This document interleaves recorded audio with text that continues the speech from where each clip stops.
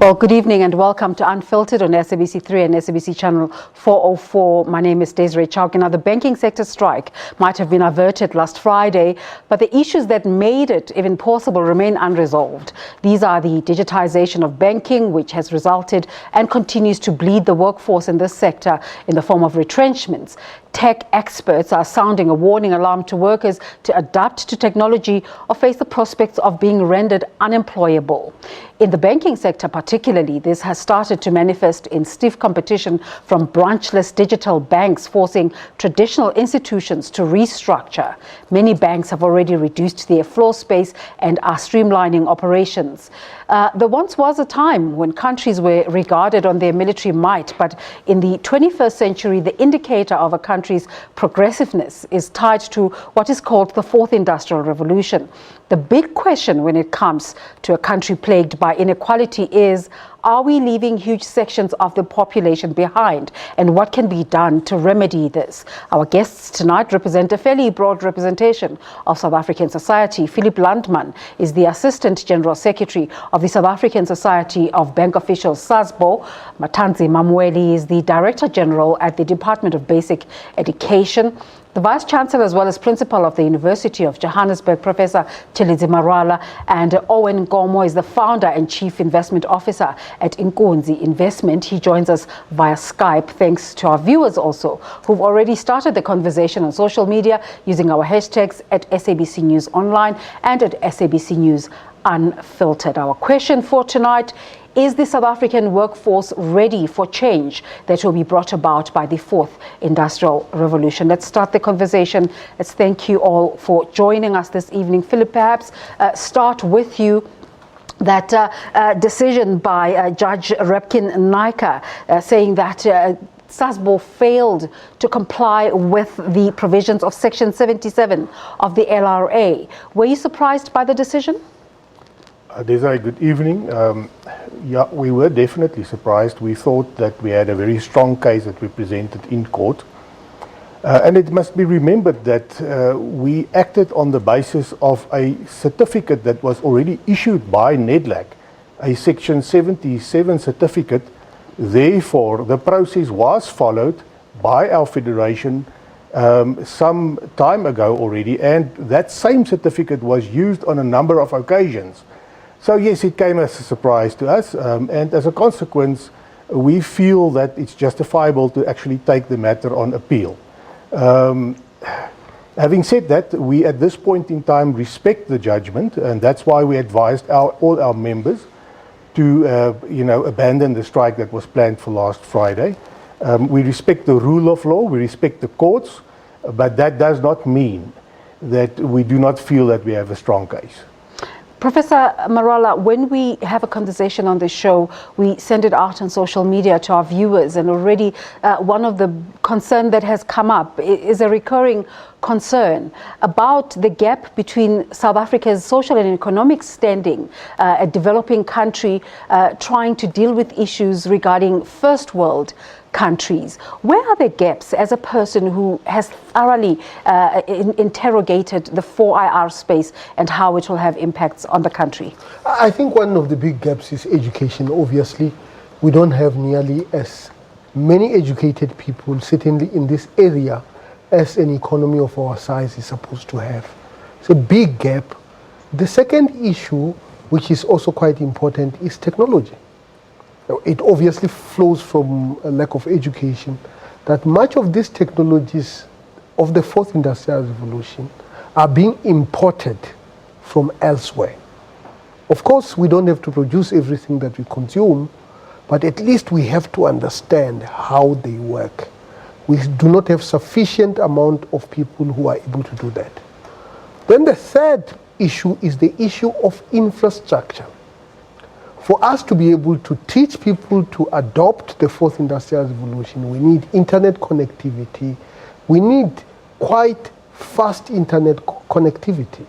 It's something that is not accessible to people who are in the rural areas. So those are the issues that have to be addressed for our people to fully participate in the Fourth Industrial Revolution. Our educational system must start teaching about the fourth industrial revolution, not when kids arrive at university, but when they start school. We have to start introducing the concepts of the fourth industrial revolution when the children are still young, so that they can grow with technology, not as users, but as intelligent users who understand what this is all about. DG, let's bring you in here. Even as far back as January this year, the president was talking about the emphasis of digitizing basic education, and the minister has also come up to say we are ready for digitization. What are the challenges that you're faced with in bringing about this new era in the education space? Well, the first point that I want to make is that we shouldn't make a mistake of thinking that the fourth industrial revolution is only about digitization and technology. It's also from an education point of view. It's from, it's about the core skills of critical thinking and problem solving, creativity and innovation, which you can link to technology. It's also about collaboration and teamwork, but also communication and digital literacy, which we accept. And some of the challenges are what Prof has already indicated. The issue of broadband rollout in the rural areas. We do face that challenge, that there are schools that are connected, but when you move... Those are the infrastructural challenges. Yes. What are the societal challenges, for argument's sake? How do you find it? Do you find it easy or difficult to roll out in an urban area as opposed to a rural area where you have to start from a zero base sometimes? Well, challenges are prevalent everywhere, but they are unique to specific areas. For instance, one of the major challenges is the fact that people are totally oblivious of some are of the view that the fourth industrial revolution is still coming. And in fact, we are right in the middle of the fourth industrial revolution. Which is why we're having this conversation tonight. Correct. And some people elsewhere in the world are even talking about the fifth industrial revolution, which is on the way. So we need to move fast, because if we don't do that, then the gap between those that will be on board in terms of the fourth industrial revolution and those who are outside will continue to widen, and poverty will continue, and inequality. Oh, and let's bring you into the conversation in terms of business. What are the opportunities? What are the risks? Thank you so much for having me as well.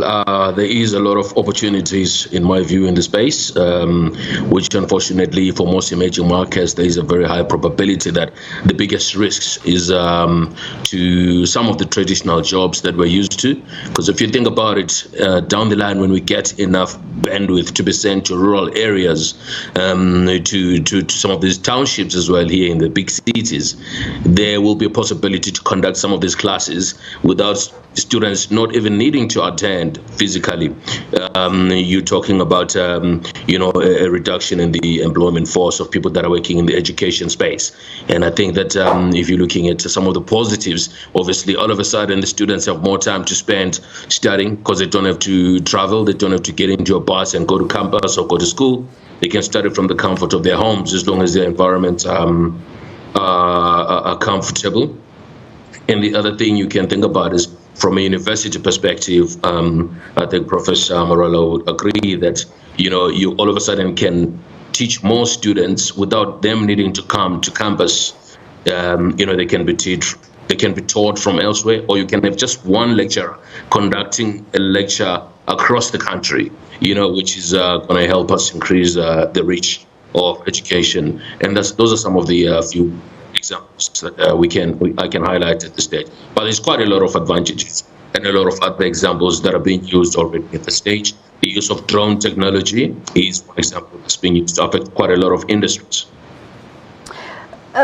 Philip, Mr. Mweli was talking earlier about some sections of the society being oblivious to these developments. Do you feel that the membership of SASBO was caught unawares, or are you engaging sufficiently with your membership about the impacts of 4IR? Desiree, I don't think one can ever engage enough about the topic. It is not just an issue that is pressing, it's an emergency situation. And under those circumstances, one must say that you can never do enough.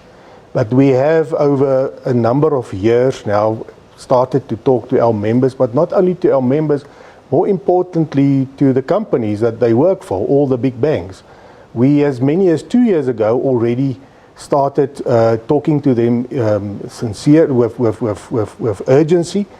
And we, as a matter of fact, had a banking in Durban where we invited all the CEOs, we invited the top brass, the high-level employees, executives in the bank to come and talk to us because we foresaw what was coming. We are a union that research these issues and that are perfectly aware of the storm that is coming our way.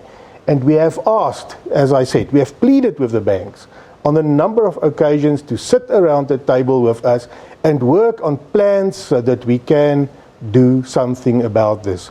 We hear that it has to do with education. We are in full agreement with both the professor and the DG here, that what is absolutely necessary is education, education, education.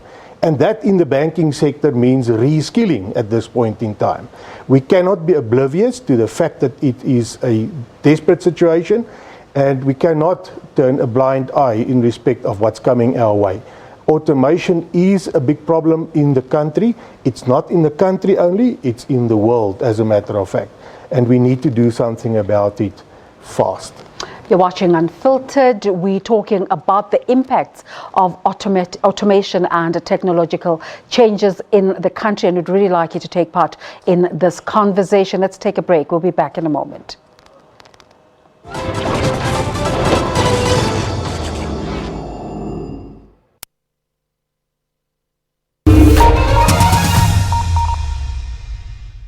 The SABC News mobile app is your one-stop digital portal to all the news you need. Stay connected with the latest in breaking news. Watch the SABC News channel along with clips and live streams of all the big news events. And listen to all the SABC News radio stations live, including podcasts and much more. Simply download the SABC News app to your Android or iOS device from either the Play Store or the App Store.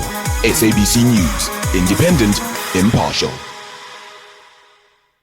You're locked on to the SA Today desk. Thank you so much for staying with us as we continue to tell your story. Mr. Mashaba joins us now in studio. Welcome to the program. No, thank you very much for the invitation. So much will be discussed, and I believe it's not your last visit to our studio, say.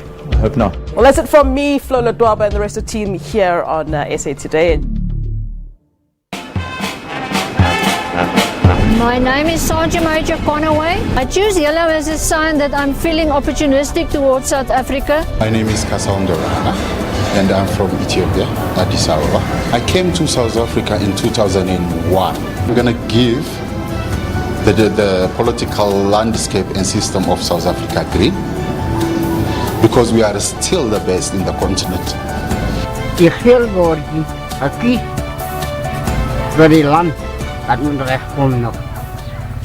Out of these three, I choose red. Our government is under danger. Corruption, unemployment, youth unemployment, water crisis. We are in trouble. The women and the children of this great country are under siege. I can hear the cries of women in the streets. Women are dying with protection orders in their homes. Women face the onslaught of an oppressor with a different face. The scourge of violence against women is a dark stain in our nation. I stand here today and I think of Valencia Farmer. I think of Uyinene. I think of Jesse Hess. There must be harsher punishment for rape. We've been mourning, we've been sympathizing with the women that were raped in our country. Gender-based violence has reached extreme levels which can no longer be tolerated. Don't strike your sisters. They are the mothers of tomorrow. Our mothers have cried, our sisters have cried, our daughters have cried, and we are saying enough is enough.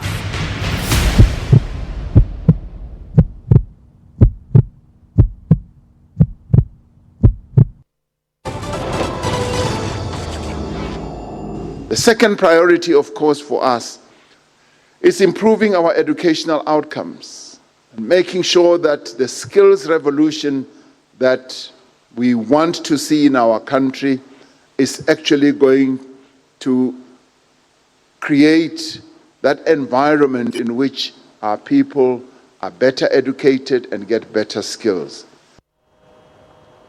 Welcome back. Tonight you're watching Unfiltered as we have that conversation about the South African population's readiness for the changes that will be brought about by 4IR. We asked you to take part in the conversation, and Soshangan is saying it is a well-known fact that we're still in the second yet to grasp the third. That conversation I was having with the professor as we started the show. 13th generation saying that will depend on results of a third industrial revolution, because fourth industrial revolution needs uninterrupted networks. That has been touched on as well. Pule J. Mutoto saying South Africa is not ready for 4IR on the basis that we South Africans are not first world country. Again, there it's coming up. Our people are not skilled to operate or understand robotic intelligence. Let's face it, our people lose jobs daily, and the response on this intelligence is dololo. Well, those are your thoughts for now, and please continue to send in some more of those as we welcome back our guests. And I just want to look at a comparison between basic education and higher education. Are you finding that it's easier to introduce it to the basic education component because you introduce it as they come into the system? And does it make a difference, Prof, at a higher education level, that sometimes you're finding people who are nearly already adults and sometimes are getting introduced to the Internet of Things for the first time? Let's start with you, Mr. Mwede. Well, it's unavoidable. It's got to start with basic education as a foundation.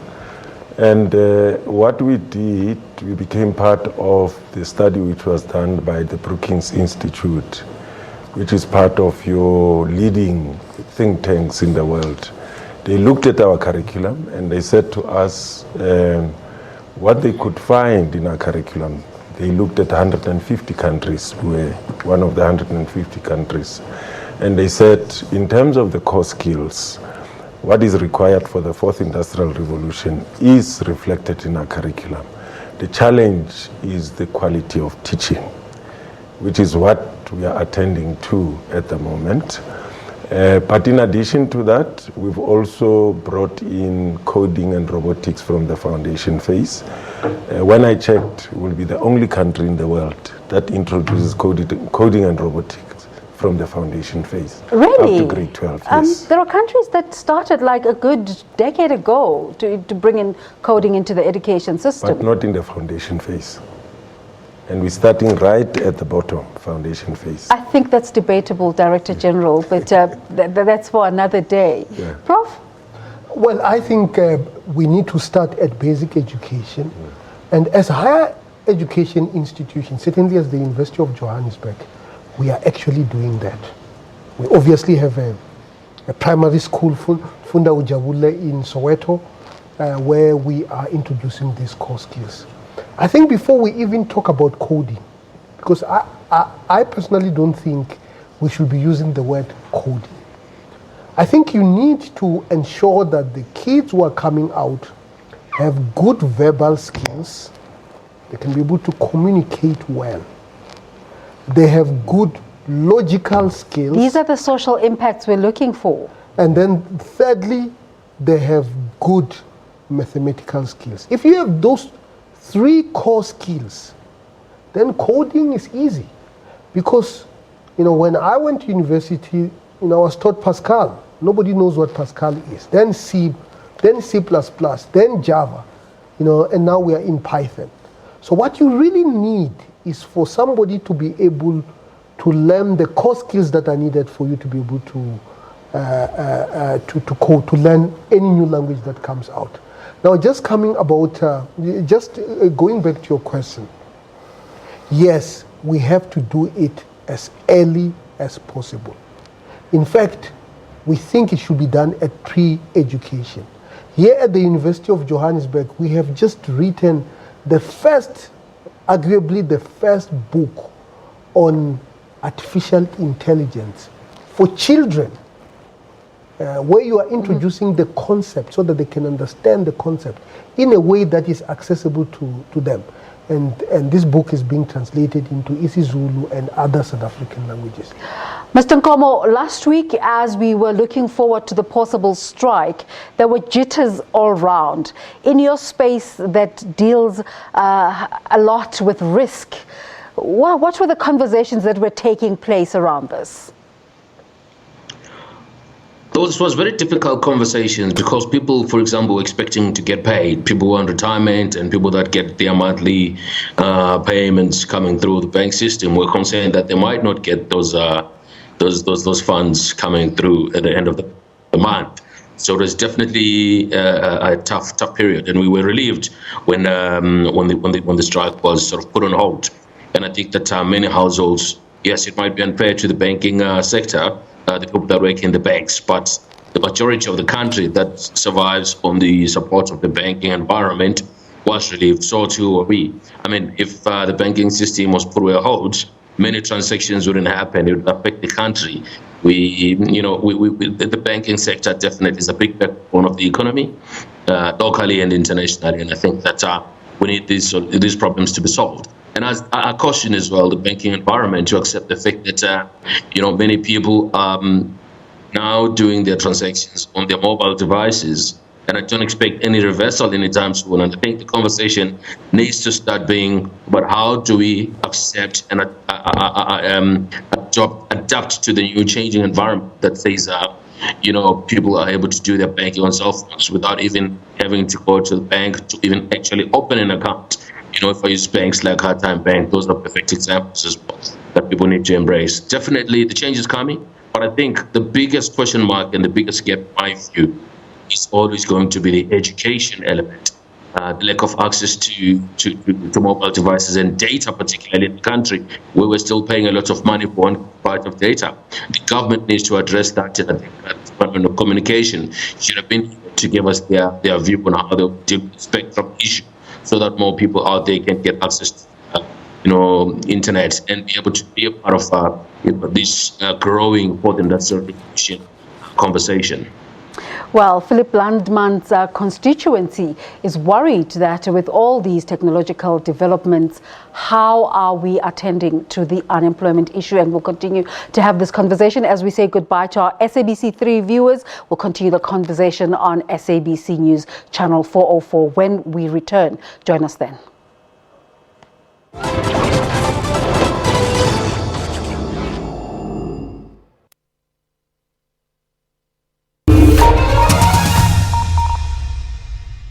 Many often share their worry about artificial intelligence taking their jobs away. The truth of the matter is that artificial intelligence does a lot of things faster and better than humans.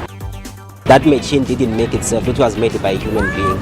So which means us as human beings, we need to think more on the skills which we have. I feel like ultimately it'll increase productivity and efficiency of things. There's a lot of apprehension from the staff. The staff is really worried. What's going to happen? Am I going to lose my job? Is machines going to take over the world? The reality of the matter is, though, that the future is a blend of humans. I don't like the sound of it too much. The fourth industrial, on network every Sunday at 8:30 p.m. The SABC News mobile app is your one-stop digital portal to all the news you need. Stay connected with the latest in breaking news. Watch the SABC News channel along with clips and live streams of all the big news events. And listen to all the SABC News radio stations live, including podcasts and much more.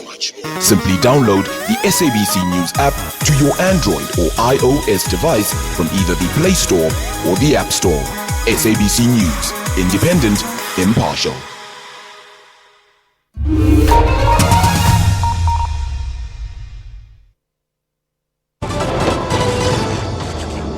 The fourth industrial revolution should not be used to retrench workers what should be done is to retrain workers, to reskill workers, and redeploy workers. So we are preparing our members in that fashion. We do not expect that the 14th revolution should be used to retrench workers. I mean, for example, in the ATM has been there, for example, in the banking for a while. Why now today should the bank use the 14th revolution to retrench a massive retrenchment that they've done? For example, Standard Bank has closed almost about 90 branches in the country. What does that message say to us?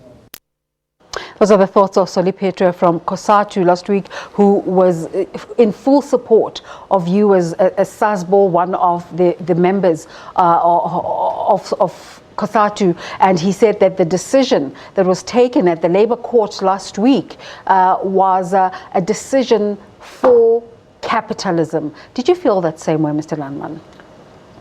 You must remember, Desiree, that first and foremost for us is protection of jobs. It does not help us to talk to the banks about salary increases and negotiate benefits and do all sorts of other things if we lose jobs. And in this country, the loss of a job is the loss of income for a whole family, and often an extended family. So yes, we do feel that it is a judgment that does not help unions, that do not help labor.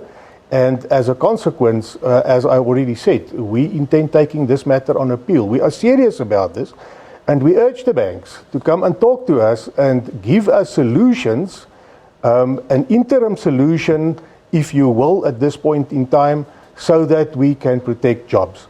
There is not more than one can say about that. Yeah.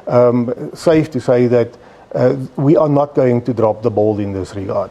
Professor Marala, in a country where unemployment is in the double digits, when you are creating innovative products to indicate that South Africa is a progressive country and it's also playing in the space of 4IR, where do you get the market if a bigger chunk of the population is unemployed? Well, I think this is a global phenomenon that automation might actually lead to the fall in aggregate demand. Because if intelligent automation, I need to just qualify that because automation is old. Intelligent automation is going to make factories smaller. That is a fact. Yeah. And therefore, the people's disposable income is going to fall. So what is going to happen to aggregate demand? So those are the issues that our economic system needs to address. But we just have to understand one thing, that the creation of technology is done not to put people out of the job. It is done in order to make processes and systems easier. And the fall of jobs from an economic perspective is not necessarily just driven just by technology, but also by people. If we just go into the banking industry, I'm quite sure that here in this room, not more than 10% of the people have visited their branch in the last 1 week. Because you can do everything on your smartphone, you know. So what we need to actually be able to do is to obviously skill our people for whatever limited jobs that are going to remain in that market, but also for jobs that do not exist at the moment. We have a pretty good idea. That big conversation about the future of work. Absolutely. We have a pretty good idea which jobs are going to be eliminated and which jobs are going to remain. Jobs that are routine are going to be eliminated. Jobs that are rich in human factors, you know, like if you're a healthcare worker, you know, a patient is much more comfortable interacting with another person, a human doctor, than a robotic doctor. Even though patients are already starting to engage with machines in terms of looking after their health. Absolutely. Yeah. You know, and in that regard, the future of work of a health worker is going to be a person interacting with a machine. And this is not new, by the way. If you look at doctors 200 years ago, they did not have stethoscope. Yeah. But now they have a stethoscope because it is an instrument that they use in order to improve the performance of what they do. So we should look at the fourth industrial revolution in that regard, an instrument that health workers are going to use in order to be accurate in diagnosis, because we know that some of these machines are much more accurate in diagnosing diseases than human doctors. Philip, this is the big conversation, and that's what Solipeto was saying just now. What is happening in terms of the retraining, not only of people in the banking sector, but of your full constituency in terms of how to respond to these new challenges? And are you finding a buy-in from your members in terms of reskilling? Israel, our members are hungry to be reskilled. They are desperate to be reskilled. There is some reskilling going on in all the major banks in South Africa, but not nearly enough. And that's why we see some of these retrenchments. Look, it's not just, retrenchments are not just because of automation. There are other systemic problems as well that, our strike notice, or our protest action notice, was based on a wider concept, on its protest action based on socio-economic factors. So to pinpoint automation as the big culprit at this point in time is perhaps not... That was the stated reason. It was one of the stated reasons. There was a wider concept, and it's got to do with socio-economic reasons, which is specifically referred to in Section 77 of the Act. But automation is there. You heard what the professor said, and he's the expert on the topic. We must believe what he is saying. What he's saying, if I understand him correctly, is that we are in desperate need of reskilling and upskilling, etc., etc. Is that happening at the pace and at the rate that we want it to happen in South Africa? And our banks can play a major role in that regard. Our banks are strong, big corporate entities. We cannot leave this to only the universities and the schools, etc., etc. Those are long-term plans. What do we do tomorrow morning to help our workers that are currently in jobs? And the union in that regard has made its pleas on a number of occasions. We are saying that there is a number of answers, there's a number of plans that you can make, and it doesn't have to rely on one sector or the government or the universities. There must be a collective effort, but our banks can play a major role in that regard as well. Oh, and one of the areas that is mooted to being a possible game changer is entrepreneurship. And so much has been said about entrepreneurship in terms of growing the economy of South Africa. Why is it that entrepreneurship is not taking its place in the role of South Africa's development? Look, I mean, I think I disagree with the notion that entrepreneurs are not playing a role in the country. I think that it's more about it's a question of, is the environment in the country conducive enough to attract people to leave their comfortable jobs and take a risk in an economy where they can become entrepreneurs and create jobs and come up with new ideas, etc. I think that the environment at this stage is not. The country is still grappling with a lot of developing economy issues, which I think the biggest issue is the unavailability or lack of access to capital for people to go out there and start businesses. And even if you take the chance, you'll find that in most of these industries are still well protected. And you need to kind of know the right people. But Owen, one of the things that has been said about 4IR is its ability to allow innovators to start projects off without much need for capital. Look, I mean, we need to be realistic here as well. If you think about it this way, let me just use the example of Elon Musk, who's done very well in America. Born out of Pretoria, went to Canada, ended up in the USA, took billions and billions in dollars to develop his businesses. Started off at PayPal, developed Tesla, and is now obviously for this company that takes a spacecraft into outer space there. Would he have been able to do that in South Africa? Definitely not. We don't have those kind of capital resources. Yeah. But there are things that are being done by entrepreneurs that don't need a lot of capital. But I still think that the structure of the economy needs to be improved in order to get these entrepreneurs to get access to capital to take the ideas to the next level.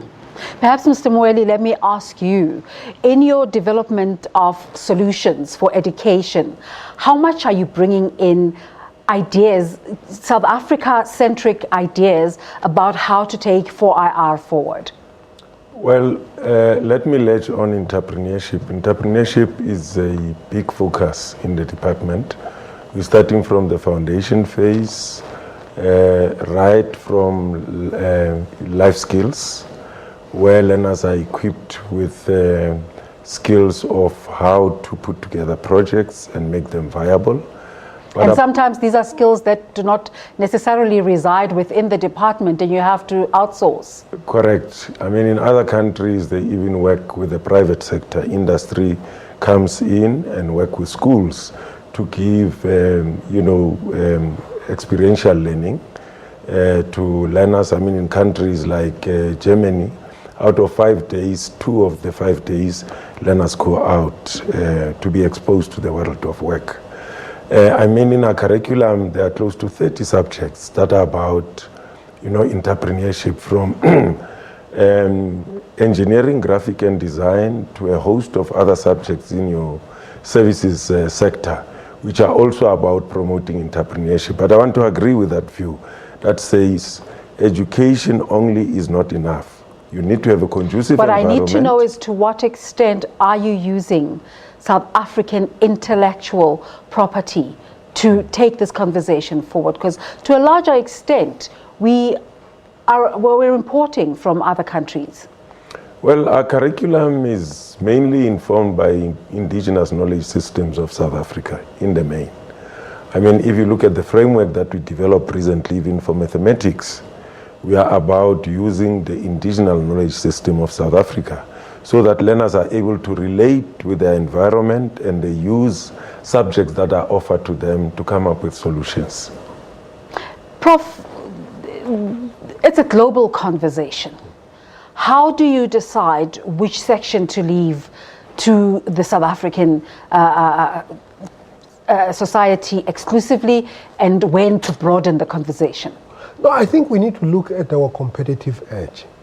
We need to look at our capabilities, because we do have serious problems. I mean, just at the basic education level, the progression from grade 1 to grade 12 is only 60%. And according to the latest statistics, and 40% just disappear. What do you mean? Oh, okay, you mean in terms of the outcomes, the dropout level that we've been talking about? The dropout level. Okay. And then you come to university. Again, the dropout of those 60% of the people who remain and are lucky enough from first year to completion. Again, almost another 40% dropout. So those are the issues. Let's get the basics right. Let's look at our capabilities. Let us choose areas in which we can be able to be competitive and let go of those areas that we know will not be competitive, because I think successful countries are countries that have selected areas where they went ahead and became world leaders. Very, very important for us. I just needed to talk a little bit about entrepreneurship. South Africa produces its own technology. I'm going to ask you to hold on to your thought, Prof. We need to take a break. We'll pick up on that when we return. You're watching Unfiltered. Stay with us. We'll continue this conversation after the break.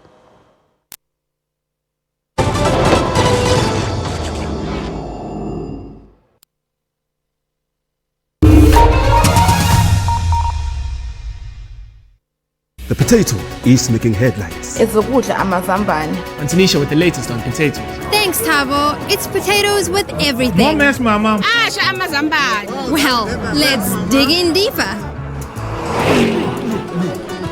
Wow, Tabo, you have to taste this. Just the type of carbs you need to keep you going. Tasty, healthy, and full of energy. The potato sure takes my vote. Always fresh and always in season. Potatoes, goodness from the ground.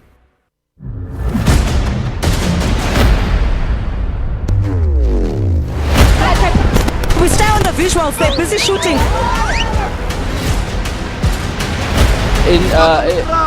We drove around this.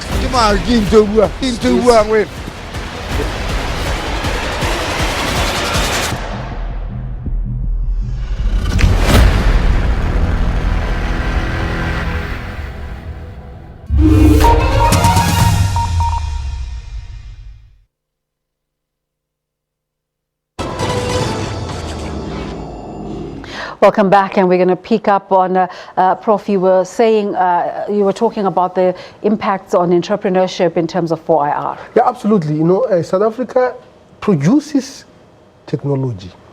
Where there is a missing link is how do you take technology that is produced in South Africa into the marketplace? And one of the problems that we face, obviously, is the issue of financing. Unfortunately, you can't run away from finances. The capital outlay might not be as huge as the traditional The companies. very area that South Africa is grappling with at the moment because of our flat economic growth. Absolutely. So as a result, whatever we invest and produce the technology ultimately finds its way to rich countries in one form or another.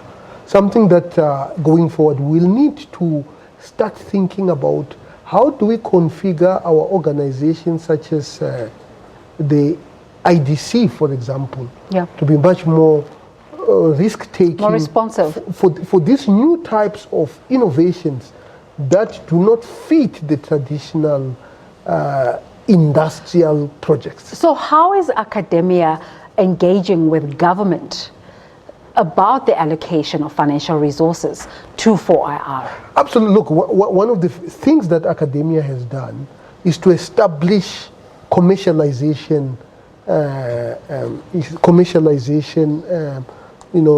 activities, where we take ideas from the lab and commercialize them, almost to the point of getting an IP, Now, and then we go to government and say, now how do we reconfigure our financial system? It's not just government, by the way. It's also our financial institutions. If you go to Silicon Valley, you will realize that the money that is used to invest there is not money from government. It's money from banks, from investors, So it is not something that should just be left to government or the IDC alone. Yeah. It's something that we collectively, as any sector, come together and make sure that IP that is developed in our country is commercialized, and ultimately it ends up becoming a product. I'll give you an example. Just 12 years ago, maybe 7 years ago, we had an electric car, the Joule. It could run, but because we did not have enough investment, that whole project fell apart. Which is quite sad. After a prototype, now we now know that electric cars are a big deal, and they are the future. What could have happened if there was somebody who invested in that, and South Africa becomes one of the big suppliers of electric cars in the continent? Could have built a much bigger company than we can imagine.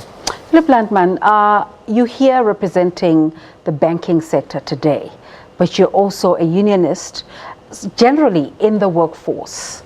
What are the areas that are critical, that are urgent to take a look at in terms of ensuring that the workforce is brought into this moving train of 4IR? Please allow me just to correct you. I think our audience must be very clear on this. I am here on behalf of Labour only, not on behalf of the banks. Well, we're talking about SASBO. Yeah, SASBO is the finance union. Our concern is, first of all, as I already said, job losses. We think it can be avoided. We think by means of reskilling. Realistically so. Realistically so.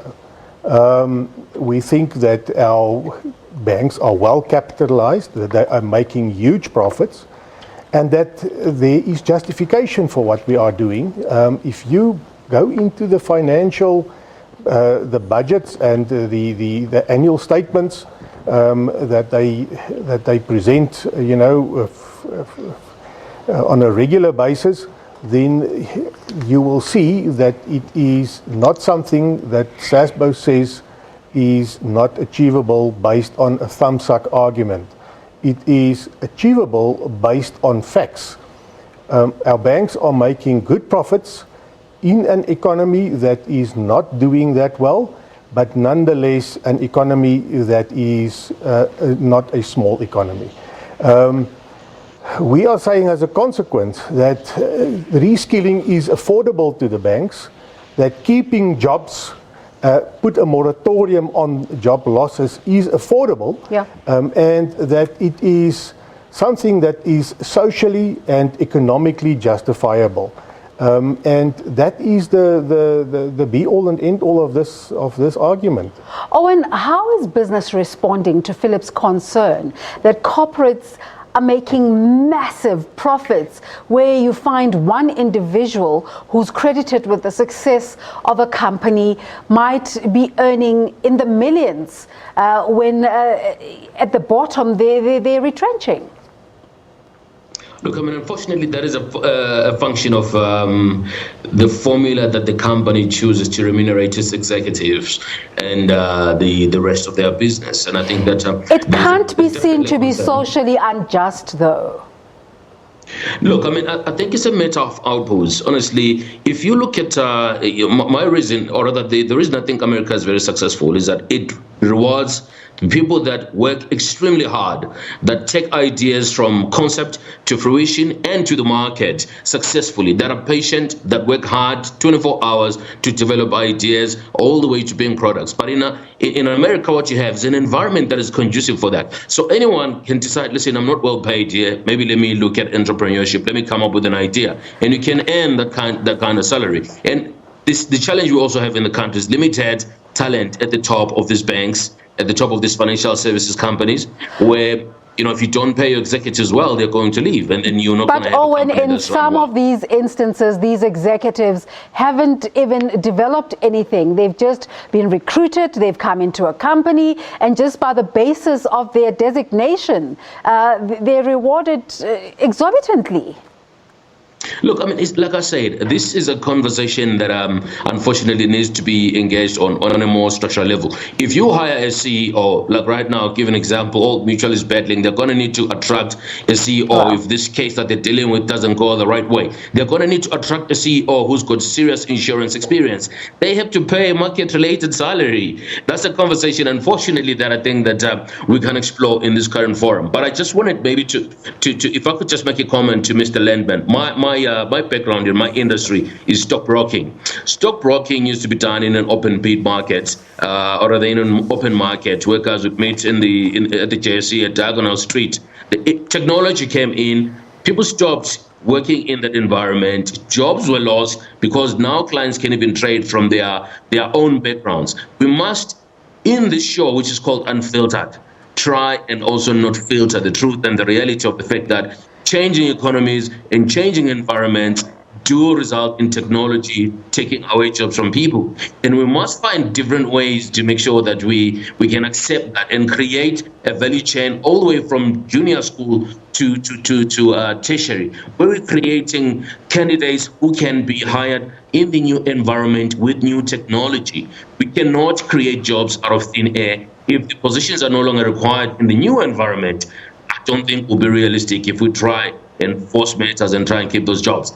What we need to do instead is to adapt to the changing environment and invest more in creating companies that will take people who have good qualifications in this new industry. Unfortunately, that's how things work. You're the first and the second industrial revolution. All right, we have limited time left, and I want to give the Prof the closing remarks. In a world that is said to be unequal in South Africa, does 4IR relegate the conversation about eradicating poverty and inequality to the dustbin? Well, one of the unfortunate consequence of the fourth industrial revolution is the possibility of increase in inequality. That is, if we do not have a political and a social approach to how we are going to deal with that, which means we make our economy much more dynamic and have economic growth and have other ways in which we can be able to take care of our people. Secondly, we will need to start thinking about what it means to work. If you are taking care of your elderly mother, that is work. which has to be factored into our GDP. And can be remunerated. Yeah, it's a new economic model that we need to We're going to have to end it there. Owen Gomo from Inkunzi Investments, thank you so much for joining us this evening. Philip Landman, Assistant General Secretary at SASPO, thank you so much for your time. Professor Chiledzi Marala, thank you so much for making it today from the University of Johannesburg. And Mr. Matanzima Hubert Mweli, thank you so much for your time this evening. We ran a poll this evening where we asked you how ready is South Africa, especially the workforce, for the fourth industrial revolution. 20% of you say we're ready, 80% not so much. Thank you so much for your contribution as a viewer to this show tonight. Join us again next week, Monday evening. Bye-bye.